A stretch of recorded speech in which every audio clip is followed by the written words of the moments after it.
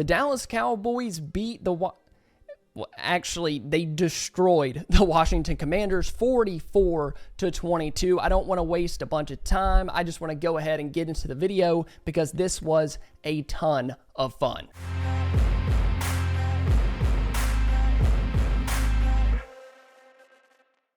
If you want to see me recap the game and kind of go play-by-play, drive-by-drive, go check out my video with Foots. We did a live stream right after the game and kind of went on both sides of the ball, how it went throughout the game, so go check that out. It'll be linked down below in the description. But for today's video, I wanted to talk about some standouts, guys that played extremely well and got Dallas a 44-22 win. At one point in this game, it was 41-15. This looked like one of those Cowboys 2023 games where the offense was just putting up points at an insane rate. The defense was getting turnovers and getting stops, and next thing you know, the game's out of hand. The other team is just beat into oblivion, and that's what the Cowboys did. This offense is just way too high powered. So let's start on that side of the ball, and obviously we have to talk about Dak Prescott. He has 13 touchdowns and 0 interceptions in his last 3 games. I believe it was last 3 games, maybe the last 4. Hopefully I read that right.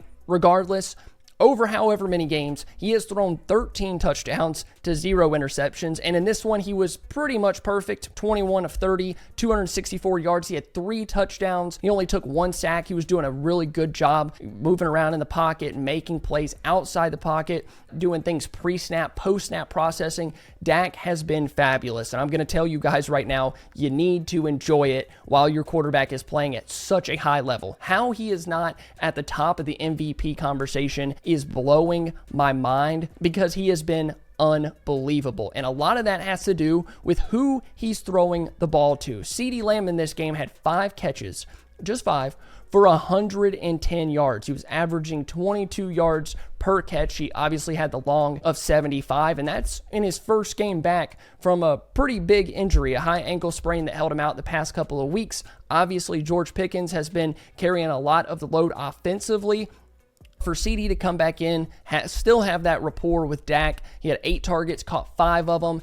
This isn't even the best that we're going to see of CeeDee Lamb and Dak. And I think it's going to take a little bit of time for them to kind of work Lamb back into the offense and how they're going to, the splits between Lamb and Pickens as your number 1 and number 2. But Pickens in this game, 4 catches, 82 yards. He averaged 20.5 yards per reception. He had the long of 44, the one down the sideline that Dak just put it on the money. Like, that reminded me so much of Michael Gallup when he was here. But as we got, no offense to Michael Gallup, but George Pickens is like Gallup on all the steroids that you can possibly take. He is unbelievable. And the Cowboys scored 44 points, technically 37 offensively with the pick 6, but 37 points. And it felt like they still had some areas of improvement. Like, they stalled in the middle parts of the game and still scored 37 because your quarterback, the 2 wide receivers, and obviously the run game with Javonte Williams. You can't really go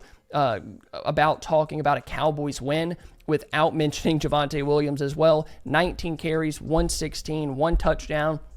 Everybody that the Cowboys need to play well and to win these games, because a lot of this has been on the offense. Not as much today, but for the most part throughout the year, you need Prescott, Lamb, Pickens, and Williams to all be really good, and they were today. The defense was pretty good, and you get out of there with a 44-22 win. So shout out to those guys. Obviously, Turpin came back from his injury. He did have 1 for 17. Tolbert, it's just going to be hard to get other guys the ball when you want to throw the ball so many times to Pickens and Lamb. I mean, Dak only had 30 attempts. He completed 21 of those. A couple of them went to Jake Ferguson as well. Ferguson actually had 2 touchdowns. I guess I should mention that as well. Star up for Jake Ferguson. And if you have any other names that you thought played really well on offense, I mean, we got to mention the offensive line. Even without Cooper Beebe, Brock Hoffman has been good throughout this stretch. I can't wait to get the offensive line fully intact with Guyton and Booker and Smith and Beebe and Terrence Steele. Dak did face a little bit of pressure today. That's something that you'll have to go back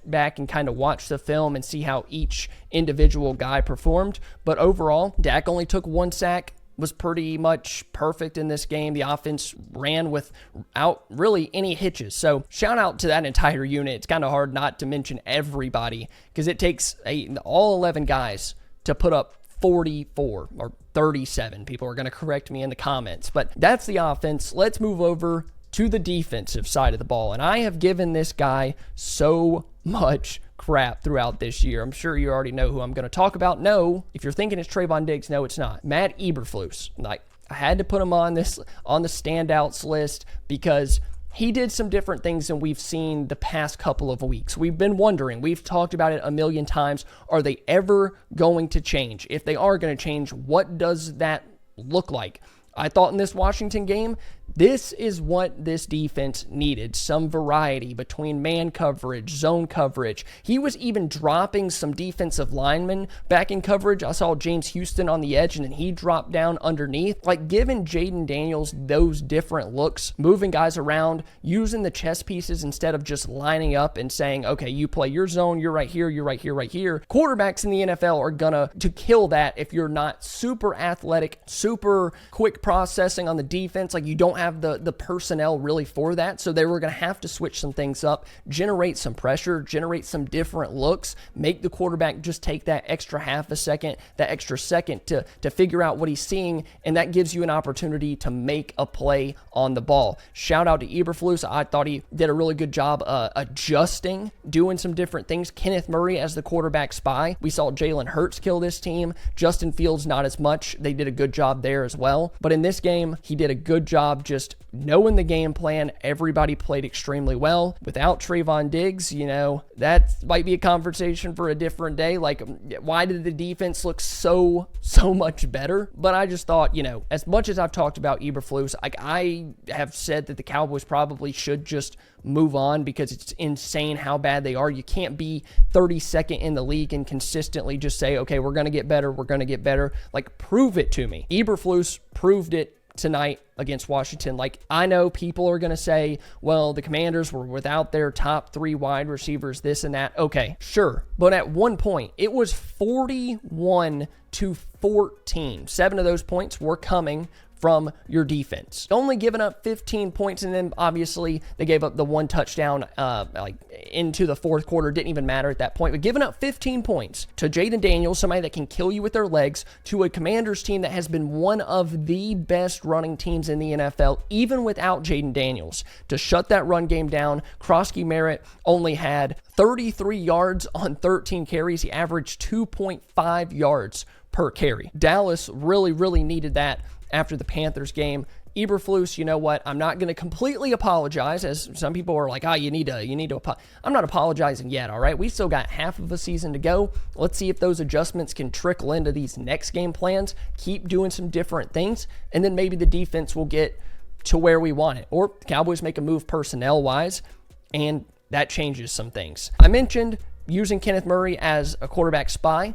I'm going to have to go watch the film again. It's a little harder defensively, guys swarming around. Jadeveon Clowney was getting sacks. Donovan Ezeraku looked good. Solomon Thomas. But Kenneth Murray, to me, looked like a, dare I say, different player. Like, he had a TFL. He was filling his run gaps. He was getting downhill. It didn't seem like he was confused by what he was seeing. He was the quarterback spy against Daniels. His athleticism matched up pretty well by the TV copy. He's another guy that I've just complained about, and he just constantly kept popping up off the screen like, oh, there's Kenneth Murray making a tackle. Oh, there's Kenneth Murray making a tackle. And it wasn't one of those like, oh, he's making a tackle 10, 12 yards down the field. He was fitting in run gaps, knowing where he was supposed to be, making the tackle, and helping shut down this Washington run game.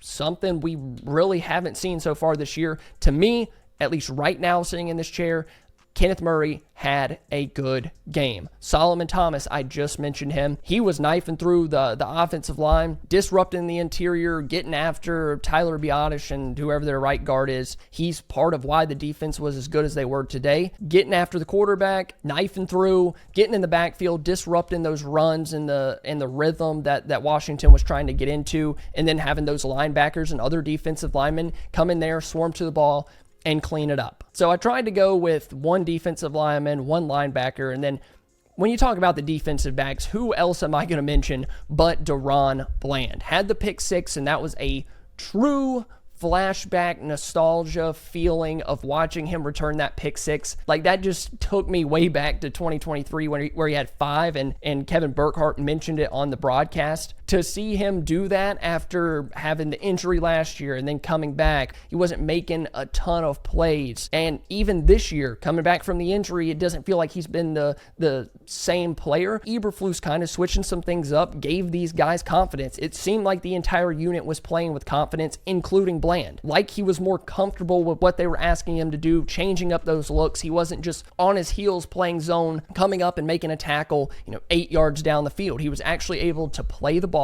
Marcus Mariota threw him an absolute gift. He took it home. Funny enough, he outran Tyler Biadasz, so that's funny. But super, super excited for Bland and excited that the defense actually showed up. I thought that this was going to be a shootout. I really did, even with the receivers that Washington was missing. Terry McLaurin hasn't really played at all this year. I think he's played in 3 games. Deebo Samuel is more so a run after catch guy. Like, even then, guys, this is the NFL. I could have seen coming into this game that Luke McCaffrey was having a legacy game or Zach Ertz was going to have a legacy game, and it didn't happen. So you have to give kudos to the defense regardless of the level of competition that they were playing. It could have gone much, much differently, but it didn't. They shut out that offense pretty well, in my opinion. So you guys let me know down below in the comments, what did you think about the game? List some more standouts. Maybe I'll make some all-22 videos on them later this week. Who do you want to see from the all-22? There's a lot of different players out there. Bridges, I'm sure a lot of you were like, who is Bridges? Somebody that the Cowboys picked up on the waiver wire right before the start of the season at corner. It seemed like he was having a good game. So you guys let me know your standouts. What'd you think about the game? Are you excited? Cowboys headed to Mile High to face the Denver Broncos next week with a little bit of confidence, and a Broncos team coming off a really, really interesting win over the Giants. But I want to hear what you guys think. Let me know down below. Please, if you enjoyed this, make sure you like this video, subscribe to the channel. It lets YouTube know that you enjoyed it. It lets me know that you enjoyed it, and I'll see you guys next time. I love you all.